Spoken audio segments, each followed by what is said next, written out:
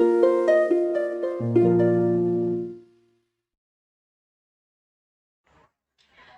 दोस्तों, स्वागत है फिर से आप लोगों का रीड बुक विद आकाश चक्रवर्ती के इस नए वीडियो में। दोस्तों, इस वीडियो में हम लोग कक्षा 10 के हिंदी के क्षितिज भाग का पहला अध्याय सूरदास के पद की कुछ बहुविकल्पी प्रश्नों को देखेंगे, जो कि बोर्ड एग्जाम 2022 के लिए काफ़ी इंपॉर्टेंट होने वाले हैं।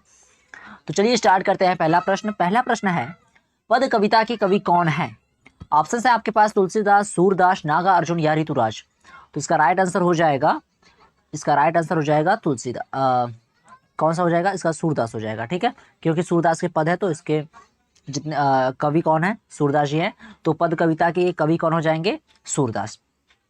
अगले प्रश्न में आते हैं। नेक्स्ट क्वेश्चन है, बड़भागी किसे कहा गया है? बड़भागी किसे कहा गया है? ऑप्शन है आपके पास उद्धव को, कृष्ण को, गोपियों को या इनमें से कोई नहीं।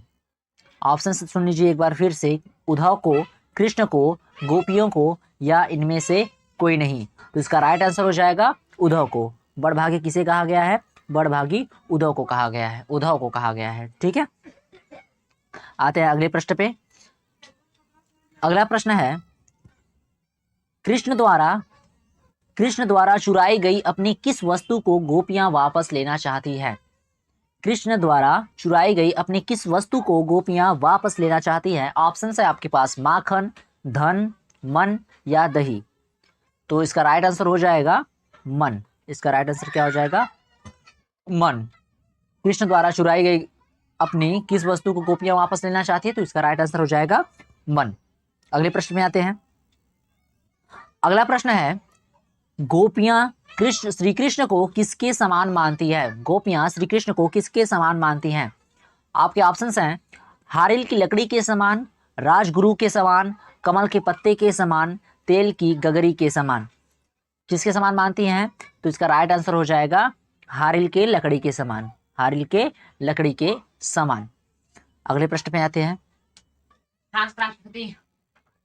अगला प्रश्न है, तिनहि ले सौंपों पंक्ति में किसकी और संकेत किया गया है?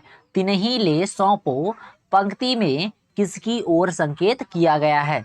ऑप्शंस हैं आपके पास जिनका मन चक्री के समान चंचल है, जिनका मन स्थिर है, जो योग का संदेश देते हैं या इनमें से कोई नहीं। तो इसका राइट आंसर हो जाएगा जिनका मन चक्री के समान चंचल है।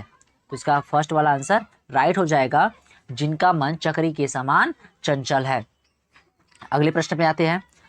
अगला प्रश्न है, गोपियों द्वारा उद्धव को बड़भागी कहने क्या क्या कारण है? गोपियों द्वारा उद्धव को बड़भागी कहने का क्या कारण है? ऑप्शन है आपके पास कृष्ण के प्रिय सखा होना, कृष्ण के समीप रहकर भी निर्गुण की बात करना, कृष्ण का उद्धव का अत्यंत ज्ञानी होना या इनमें से सभी। ठीक है, तो इसका राइट आंसर हो जाएगा कृष्ण के समीप रहकर भी निर्गुण की बातें करना। इसका राइट आंसर हो जाएगा। ठीक है, गोपियां द्वारा उद्धव को बड़भागी कहने का कारण क्या था?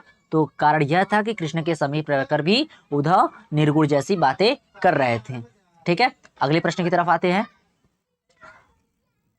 अगला प्रश्न है, मथुरा जाते समय श्री कृष्ण गोपियों का क्या लेकर गए? मथुरा जाते समय श्री कृष्ण गोपियों का क्या लेकर गए? ऑप्शन है आपके पास नीति, मन, बुद्धि या इनमें से कोई नहीं। तो इसका राइट आंसर हो जाएगा मन। इसका राइट आंसर हो जाएगा मन। ठीक है, अगले क्वेश्चन पे आते हैं। अगला प्रश्न है, गोपियां राजधर्म की बातें किससे कहती हैं? गोपियां राजधर्म की बातें किससे कहती हैं? ऑप्शन है आपके पास कृष्ण से, उद्धव से, हरि से या स्वयं से। तो इसका राइट आंसर हो जाएगा उद्धव से। गोपियां अपने राजधर्म की बातें उद्धव से कहती हैं। अगले प्रश्न की तरफ आते हैं। अगला प्रश्न है, गोपियों के अनुसार राजा का क्या धर्म होना चाहिए? ऑप्शन है आपके पास राजा किसी भी स्थिति में प्रजा को नहीं सताता है, प्रजा को दुखी नहीं करता है, प्रजा की रक्षा करता है या इनमें से सभी। तो इसका राइट आंसर हो जाएगा इनमें से सभी। ठीक है, गोपियों के अनुसार राजा का धर्म इनमें से सभी होना चाहिए। इनमें से सभी में, जिसमें राजा किसी भी स्थिति में प्रजा को नहीं सताता है, प्रजा को दुखी नहीं करता है, प्रजा की हमेशा रक्षा करता है। ठीक है, अगले प्रश्न की तरफ आते हैं। अगला प्रश्न है, उद्धव द्वारा दी गई योग संबंधी शिक्षा को गोपियां कैसा बताती हैं? उद्धव द्वारा दी गई योग संबंधी शिक्षा को गोपियां कैसा बताती हैं? ऑप्शन है आपके पास, हारिल की लकड़ी के समान, गुड़ के समान मीठी, राजधर्म के योग्य, कड़वी ककड़ी के समान। तो इसका राइट आंसर हो जाएगा कड़वी ककड़ी के समान। इसका राइट आंसर हो जाएगा कड़वी ककड़ी के समान। अगले प्रश्न की तरफ आते हैं। अगला प्रश्न है, गोपियां कृष्ण के प्रेम में किस प्रकार डूबी रहती हैं? गोपियां कृष्ण के प्रेम में किस प्रकार डूबी रहती हैं? ऑप्शन है आपके पास, जैसे चींटियां गुड़ से चिपक जाती हैं, पत्तों की भांति, अनुभूति की भांति, या इनमें से कोई नहीं। तो इसका राइट आंसर हो जाएगा जैसे चींटियां गुड़ से चिपक जाती हैं, ठीक उसी प्रकार गोपियां कृष्ण के प्रेम में डूबी रहती हैं। तो इसका राइट आंसर फर्स्ट वाला हो जाएगा, जैसे चींटियां गुड़ से चिपक जाती हैं। अगले प्रश्न की तरफ बढ़े तो अगला प्रश्न है, गोपियों ने उद्धव की तुलना किससे की है? गोपियों ने उद्धव की तुलना किससे की है? ऑप्शन है आपके पास, कमल के पत्तों से, तेल के गागर से, गुड़ के समान, या फर्स्ट और दोनों। फर्स्ट और दोनों का मतलब कमल के पत्ते और तेल के गागर दोनों से, ठीक है। तो इसका राइट आंसर हो जाएगा चौथा वाला, एक और दोनों। ऑप्शन जो पहला और दूसरा वाला है, उन दोनों से गोपियों ने उद्धव की तुलना की है, मतलब कमल के पत्तों और तेल के गागर, ये दोनों ही ऑप्शन सही होंगे, ठीक है। ये दोनों ही ऑप्शन सही होंगे। तो इसका लास्ट वाला आंसर सही हो जाएगा। अगले प्रश्न की तरफ आते हैं।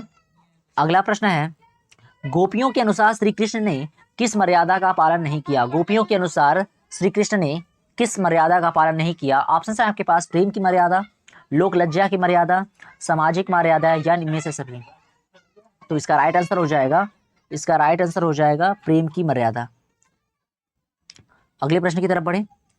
अगला प्रश्न है, गोपियों ने अपने मन को कैसा बताया है? गोपियों ने अपने मन को कैसा बताया है? ऑप्शन है आपके पास, चंचल, अस्थिर, स्थिर, या इनमें से सभी। तो इसका राइट आंसर हो जाएगा, गोपियों ने अपने मन को स्थिर बताया है, ठीक है। गोपियों ने अपने मन को स्थिर बताया है। गोशियों या गोपियों होना चाहिए था यहाँ पे। गोपियों ने अपने मन को स्थिर बताया है। आते हैं नेक्स्ट क्वेश्चन पे। अगला क्वेश्चन है,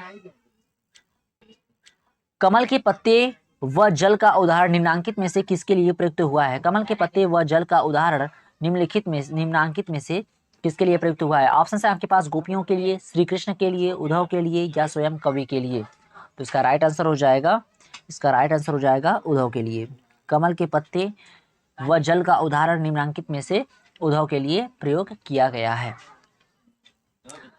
आते हैं अगले प्रश्न की तरफ। अगला प्रश्न है, हारिल पक्षी से किसकी तुलना की गई है? हारिल पक्षी से तुलना किसकी की गई है? ऑप्शन है आपके पास, कृष्ण की, गोपियों की, उद्धव की, या ब्रजवासियों की। तो इसका राइट आंसर हो जाएगा गोपियों की। हारिल पक्षी की तुलना गोपियों से की गई है, ठीक है। अगले प्रश्न की तरफ आते हैं। अगला प्रश्न है, कृष्ण ब्रज से जाते समय अपने साथ गोपियों का क्या चुरा ले गए थे? कृष्ण ब्रज से जाते समय अपने साथ गोपियों का क्या चुरा ले गए थे? ऑप्शन है आपके पास, माखन, शहद, दही, या गोपियों का मन। तो इसका राइट आंसर हो जाएगा गोपियों का मन। इसका राइट आंसर क्या हो जाएगा? गोपियों का मन। अगले प्रश्न पे आते हैं। अगला प्रश्न है, सूरदास का जन्म कब हुआ था? सूरदास का जन्म कब हुआ था? तो इसका ऑप्शन है आपके पास, 1448 ईस्वी, सन 1468 ईस्वी, सन 1478 ईस्वी, या सन 1458 ईस्वी। तो इसका राइट आंसर हो जाएगा सन 1478 ईस्वी में सूरदास का जन्म हुआ था, ठीक है।